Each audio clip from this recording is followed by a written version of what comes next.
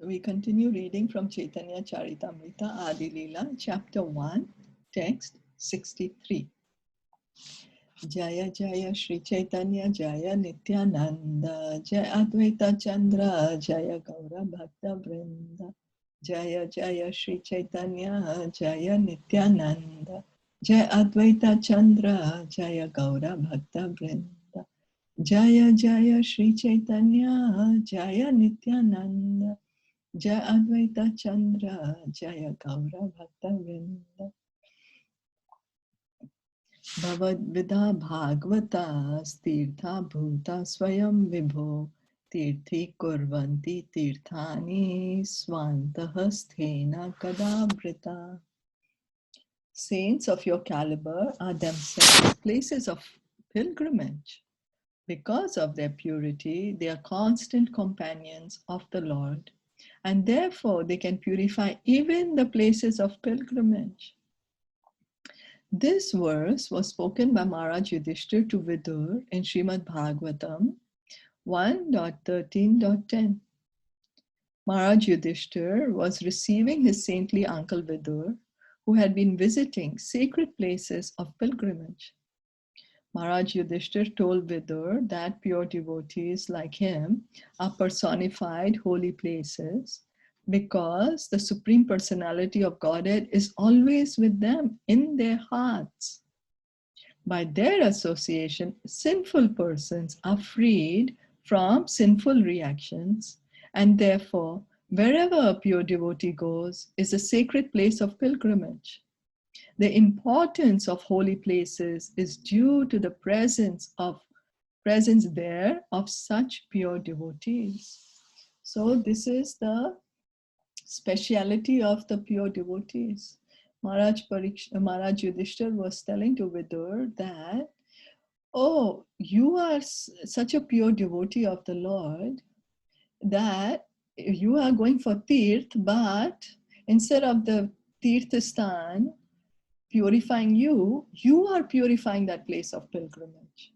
That is the position of a pure devotee.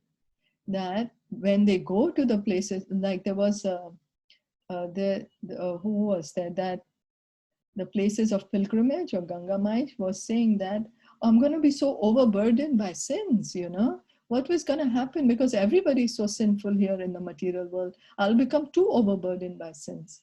And then Lord Vishnu told her, but the devotees will come to you and they will take away the sins just by their presence, by their bathing. All the sins will be purified. So imagine how pure the pure devotees are. And how come they have such a power? Why? Because the Krishna is always with them. Krishna is always with them. Their consciousness is totally fixed at Krishna's lotus feet. Krishna is in their hearts. So, and when we go to a holy place, it should be not only simply to take the bath over there in the holy place, but when we go, we should hear from the devotees over there. Whenever we are going to the dham, of course, visiting the dham is very, very, a very spiritual experience. But when we are going to the dham, if we hear from the pure devotees, it's even more powerful. Yeah. And the pure devotees they have that effect that we come in contact with the pure devotees, and what happens to us? Our sinful reactions go away.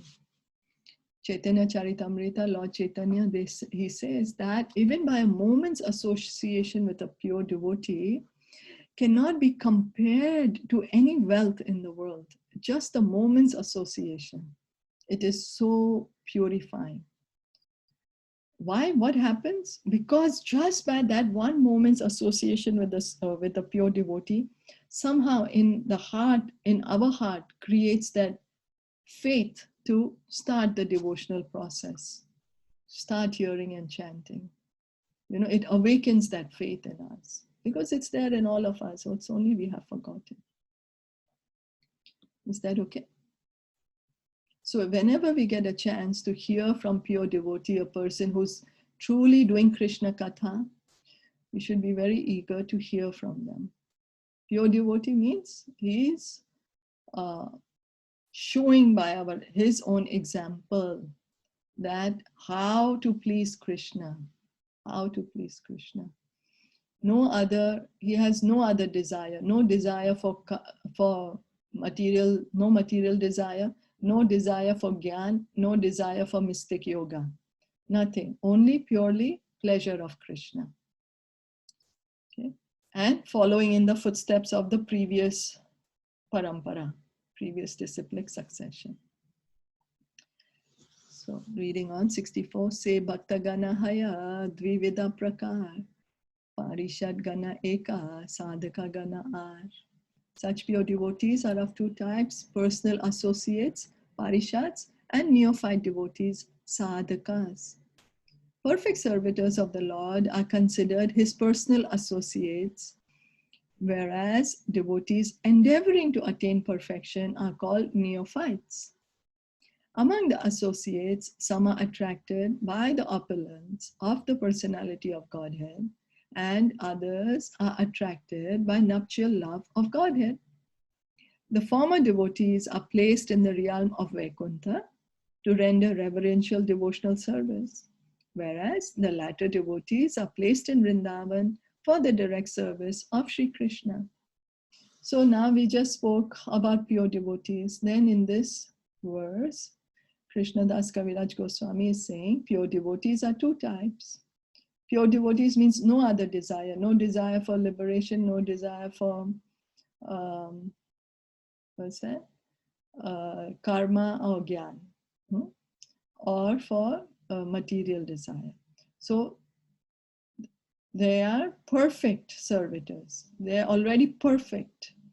They are already situated on this platform that they have no desire other than to serve Krishna. Now, those pure devotees are considered his personal associates. Whereas there are other devotees who know that, okay, my goal is pure devotional service. I'm not there as yet, but I want to reach there. They are also called pure devotees because their goal is pure. And such devotees are called sadhakas, practicing devotees, neophyte devotees. Okay? Then, so the associates of the Lord, again, there are two kinds. One type of associate of the Lord are who think of Krishna as, oh, he's the Supreme Lord and Master, and he's so powerful, and he is, so opulent. So then such devotees, they are liberated. They go to Vaikuntha planets where Lord Narayan resides. And then, because in the Vaikuntha planets, the relationship between Lord Narayan and his associates is based on awe and reverence. Everyone knows that he's God, we are his servants.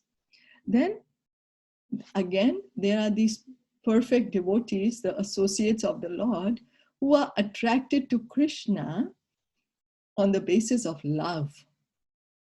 So they know he's God, but their love for him is stronger than their feeling that he is God.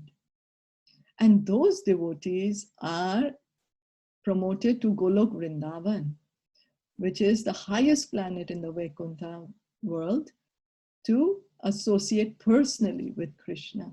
So we can see that we can go to Golok Vrindavan only if we develop this Krishna Prema. Yeah, we have to develop this Krishna Prema to be able to go to Golok Vrindavan. Then how, oh wow, it seems so impossible. What shall I do? How can I reach there? If we really have a desire, follow Srila Prabhupada. Catch hold of his dhoti. He said he has the key to the back door. Because the devotees were telling him, he said, okay, if you become purified, you can go to Golok Vrindavan. And devotees were like, oh, but we are not pure. He said, okay, 80% pure, you can go back. Devotees went, oh, but they told him, well, not 80% pure. It's so difficult. We have so many material desires. He said 70% pure. Okay, and then you can go back. Then he went up. So then one devotee went and said, but Srila Prabhupada, I don't think even 70% is possible. I have really too many material desires. Then what can I do? Prabhupada said, catch hold of my dhoti. I have the key to the back door. So that is our hope. We follow the process. Not that we don't follow the process. We have to follow the process. Chant our 16 rounds. Follow the rules and regulations. Develop a good service attitude, humility, cultivate humility, and depend on the mercy of Guru and Krishna. Is that okay? Yeah. Okay. Text 65, 66. Ishwarera.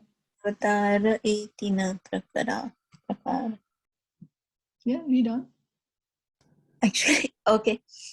Ishwarera avatar etina prakara. Amsa avatara araguna avatara. Shaktavesa avatara tritiya emata. Amsya avatara purusha matsyadika yata. There are three categories of incarnations of Godhead: partial incarnations, qualitative incarnations, and empowered incarnations.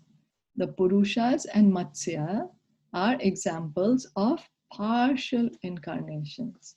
So here, Krishnadas Kaviraj Goswami is speaking of three types of incarnations. Partial incarnation, Amsha Avatar. Amsha Avatar, he's saying partial incarnation. And then Guna Avatar, qualitative incarnation. So Guna Avatar, we know Guna Avatars are Brahma, Vishnu, and Mahesh. You know, they are the Guna Avatar.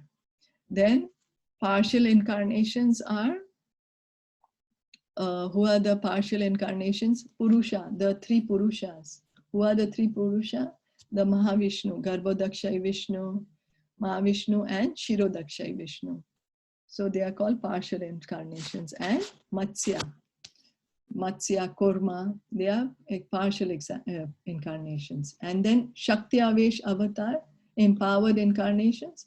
They are certain personalities who are empowered by Krishna.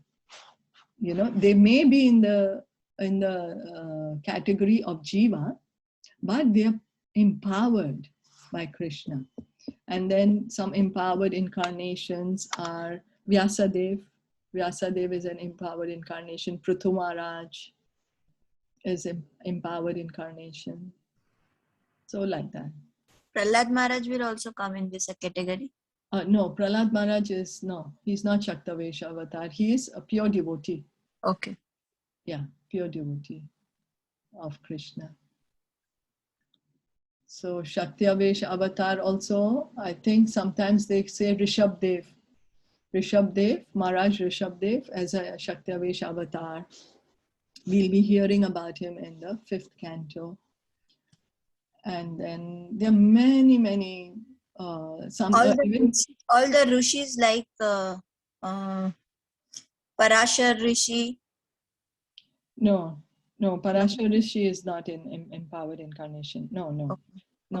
They come in the category of devotees. So the empowered incarnation is they're given the power for a certain specific task that they have to fulfill. Oh, okay. Yeah, that is empowered incarnation. So let's hear 67. Brahma Vishnu Shiva Tina Guna Avatare Gani Shaktya Vesha Sanakadi Prithu Vyasamuni. Brahma, Vishnu, and Shiva are qualitative incarnations. Empowered incarnations are those like the Kumaras, King Prithu, and Mahamuni Vyas, the compiler of the Vedas.